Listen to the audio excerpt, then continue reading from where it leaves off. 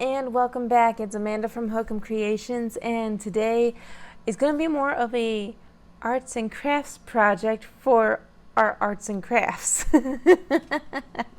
So today we are going to DIY our own stitch markers. These can be used for knitting as well as crochet, and I always find it more fun and enjoyable if I make my own stitch markers. Don't get me wrong, I've purchased my own stitch markers in the past, but probably the last year or so I just got tired and bored of the plastic and rubbery stitch markers and said, you know what, I want to add my little personality to my projects. Let's make my own stitch markers. So I went down that rabbit hole. I am not a professional beader or anything like that. I just simply go to craft stores and make my own, I go to craft stores and buy my own supplies and make my own stitch markers. So, and I do use them on a regular basis. In fact, I just casted these off recently. Here we go. These are little 8mm, but I made these little stitch markers. I'm sorry, they are not focusing very well. Let's see. And they focus. No, they're not going to focus. So I made these. They have little single beads on them. They're fun, they're cute, and it added a little bit of fun, made the project a little bit more fun because it had that little spark, a little personality to them. But then I could also sit there and go, you know what, no one has these stitch markers because I made them and they're personalized to me.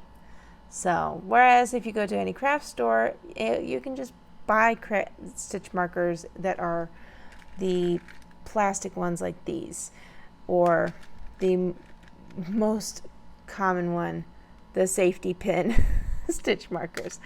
Don't get me wrong, I've used them, I still use them, that's why they're still in my stitch marker batch. But it's fun to make your own stitch markers. So let's get to it. Let me show you how you can make your own stitch markers. Alright, to get started, these are the tools that you will need. You will need a tray or a beading mat. I got this one in particular from Michael's for like $20. It has a mat in there, so if you want to, you can take it out and just work on it in general, on top of it in general. But I like the tray personally because my kids like to get into things. These are the pliers that you will need. You need clipping pliers. This one, I forget the name of it, but it has multiple sizes, so if you're trying to make a ring, then these pliers are great. Needle nose, and again, same thing. These are pointed needle nose, and they are circular needle nose pliers.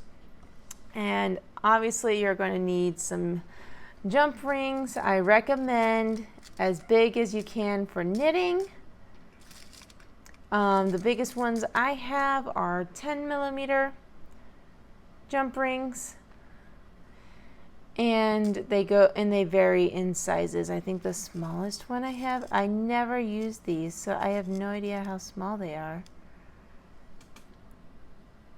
They're like a 3, oh no, they're 4. Oh my gosh. So I have, like, the smallest ones I usually use are 5mm. You will need T-pins for your beading.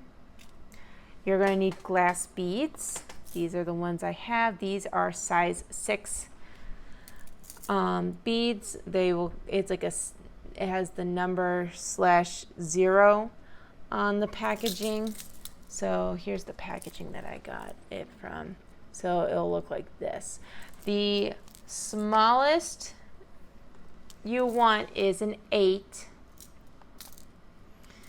The largest would be, actually, anything larger than a 6. So the smaller the number, the larger the bead. The larger the number, the smaller the bead. It makes no sense to me, but that's just how it works. So again, I am not a beader. I don't know the reason for it, but it just works. So these are six glass beads, and then I also have 8s as well. You're going to need some clasps, either a lobster clasp or even the latchback clasps for earrings. And I realize that my light is so bright that you guys can't see.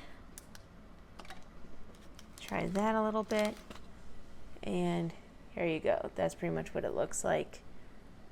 Again, go to the jewelry section, jewelry beading section at your craft store, Joann's, Michael's, Hobby Lobby, any of those will have them there.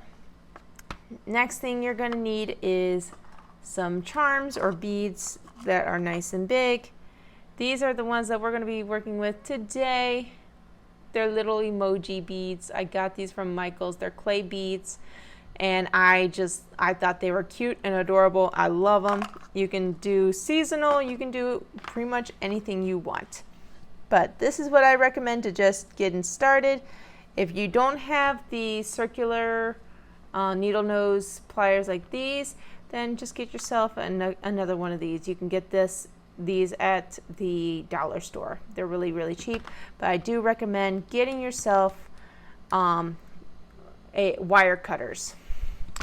You can find these like in the gardening section or the floral section at your craft store, because that's where I got mine, and I need to get a smaller one for my set, but this is what we have for today.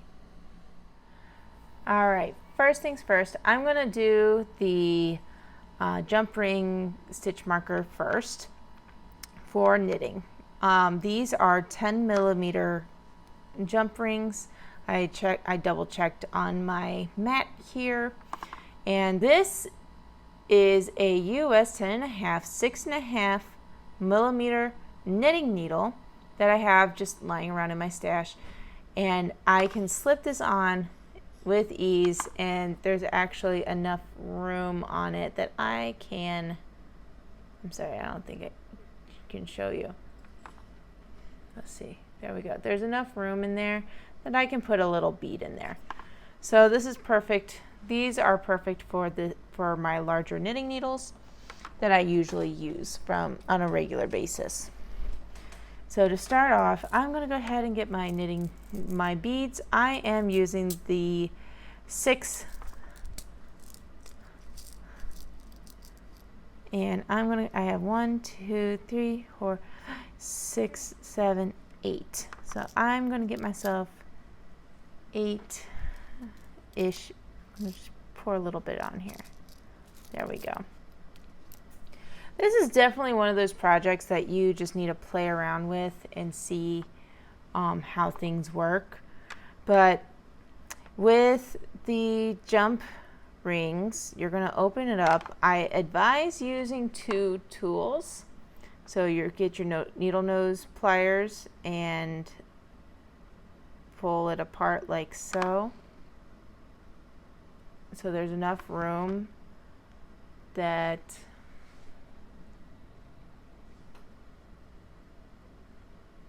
your bead can go in. My gosh, hold on.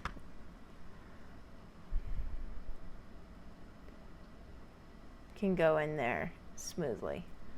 And then take your needle nose pliers.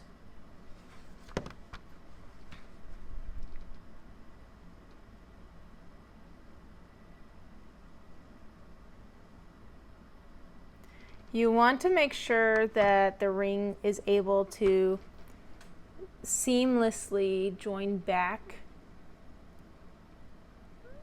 again, so that way you don't see an error. It looks like it looks like an earring. It really does. But when you put it over your knitting needle, it can glide over, like this glides over nicely. And just so y'all know, I rarely, I am working on a project right now and I just took those stitch markers off. I did not have any issues with these stitch markers snagging on the yarn whatsoever, and I was working with wool, so definitely not an issue. I would say the 10.5 might be too big for this knitting needle. Let's see if I got something smaller. This is a 10, so this is a 10, and we're going to slide that on, and it's perfect. Perfect, perfect, perfect, perfect. Even have some room between the bead and the knitting needle. So I would say no bigger than a 10 for this. So I'm gonna finish up these real quick.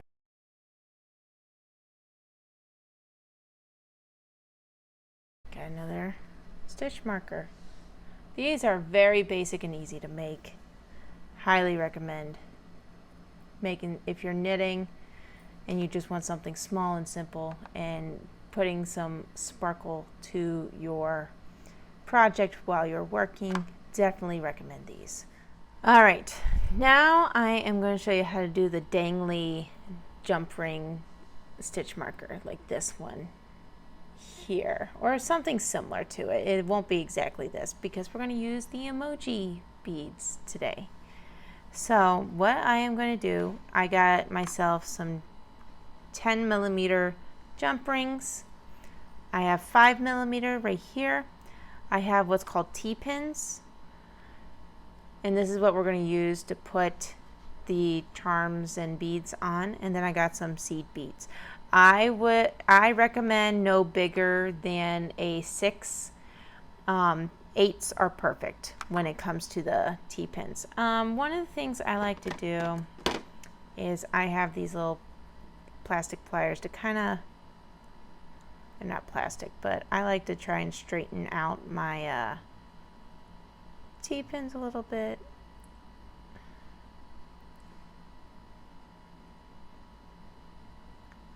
There we go. That looks kind of straight-ish. Again, I'm not a professional. I just do this for fun. So there's that. So what you're going to do is you're going to take one of your glass beads. Let's do blue right now.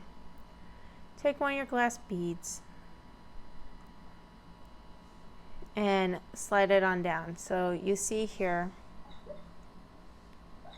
there's a little pin head at the bottom of it, right here. And that bead is what's going to keep your larger bead from falling through. And we're going to go ahead and do the laughing emoji. Slide that little guy on there. Doop, just like that. And then I'm going to take the other blue one and slide it on. Just like that. Now I'm going to take my multiple size loop ring, and I'm going to go ahead and about there, about to the tip of my finger, I'm going to go ahead and start bending it. And I do work slightly up.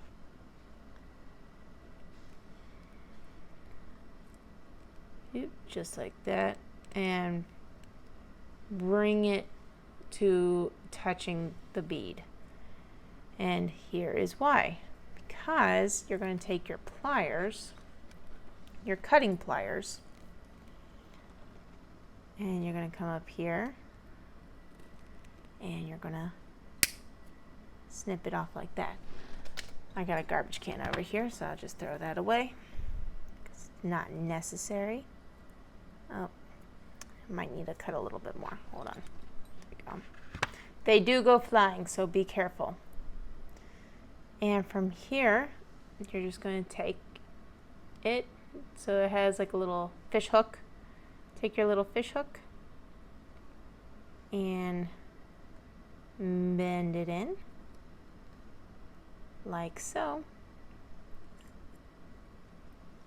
So you have like a little curve, till it makes a nice little circle, just like that. Okay. Now if you want to, you can just slip on I didn't do this, but you can just slip on, before you do it, you can always slip on the little 5mm ring on there, but I didn't do that because I didn't think ahead. So I'm going to go ahead and take it and open it up a little bit, just like that. I'm going to take the charm that we made, slide that on. Before I close it, I'm going to take our 10mm, slide that on there, just like that. And I'm going to go ahead and close it up. I always like to make sure my jump rings are touching, because otherwise when you're working on it, when you're using them, either the yarn gets snagged or it gets loose and it falls off. So, and there you go. You made yourself a little knitting charm. Let me show you one more time on how I do it again. Take your glass bead, slide it onto your pin, add your charm, add your bead again, take your needle nose, there are multiple size dome pliers, and I usually go up about like maybe a 1/4 inch, and I gradually start working down. And this is all like feel for choice kind of deal. Like it takes a while to figure out like, hey, this is how I want to do it. And that one went flying, so see, throw that away. And because that was a larger size, I'm just going to get my little end here, and there you go. Again, I did not open it up. I am terrible. I don't like using 2 tools. I always like destroy my nails doing stitch markers. So don't be like me. Save your nails. Save your fingers. And there you go.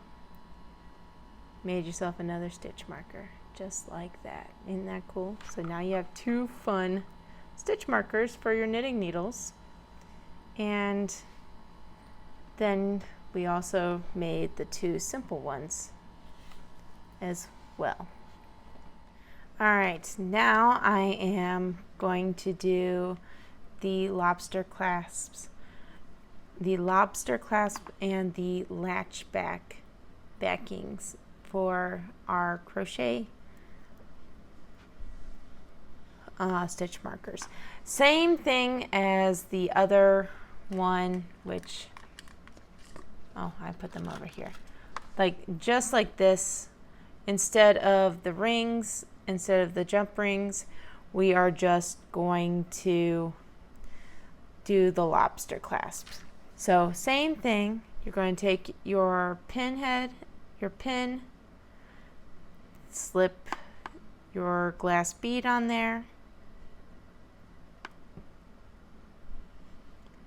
and let's go ahead and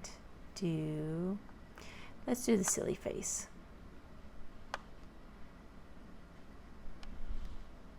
And here.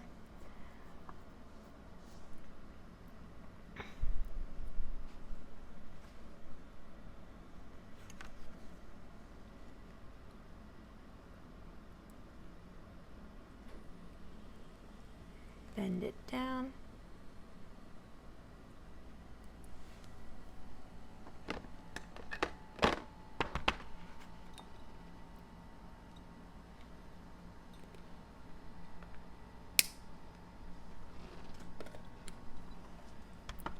Like I said, I am not a professional beader. I just do this for fun. So be creative with your stitch markers. This is just something I have done, and I've done a lot. I've watched a lot of videos. I've had some fun with my stitch markers. It's just a fun thing to do while trying to, you know what, I'm going to open that back up a little bit. Actually, no, I'm going to go back and close that again. There we go. Just like that. It's fun.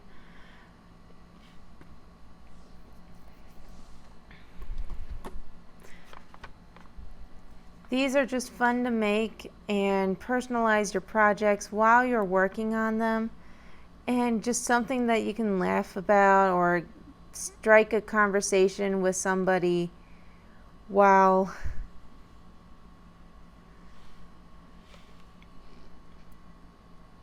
working on your project. Again, don't be me. Save your nails and use a second tool. But I like to see and feel with my hands. That's why I don't listen to my own advice. And there you go. So this one, this lobster clasp, I believe is a 15 millimeter. I think it is. I'm not 100% sure. But it does fit. I worked with like chunky parfait or something of that size yarn, like the super chunky yarn, and these fit over them, and that's why I always have different size clasps and hooks, because you never know what size you're going to need. So there's one. This one is a very big popular clasp, the latch back earring backs. You can find this in any of the jewelry sections at the craft stores. Like I said, I got mine at Michael's. I don't typically like working with these because see how thin they are. As beautiful as they are, I always go for this because they're thick. They're not going anywhere. They're not they're not going to break on you. But I totally understand why people don't want these because of the little back of the latch. So let's go ahead and get started and make another one. Get your beads all lined up. These are clay beads, so this one likes to stick. Definitely get creative with the beading. This is just a basic tutorial on how to at least get started on it.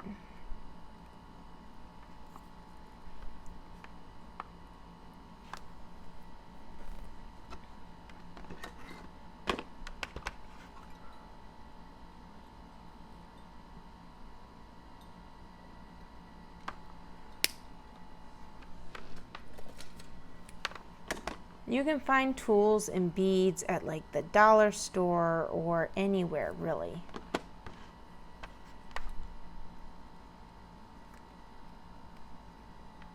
It does not have to be exactly beading company level tools, just something close.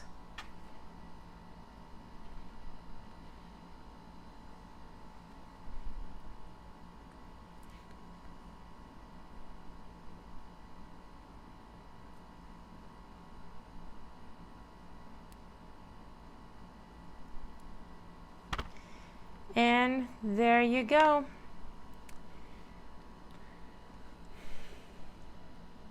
These are just so much fun. It has so much personality. I don't know who would not want to ask you where you got them and show your personality, because these are just so much fun just by looking at them. Here they are, nice and close up. These are the ones that we made today. I hope this video sparked some ideas in trading those safety pins or paper clips in so you can add some personality to your work instead of using whatever is lying around the house for stitch markers. So hopefully you can get out there, get creative, craft a little bit, and add a little flair to your crafts, to your projects. If you like this video, be sure to give it a like and subscribe to the channel, follow, ring the bell, get notified when the next video comes out. Who knows, it could be a surprise video. So be sure to subscribe and ring the bell and get notified of when the next video comes out. Also consider following me over on Instagram, Facebook, and other social media platforms. You can find everything down in the description box on where I am at, as well as buying me a coffee. The link is in the description below. And until next time, happy crafting.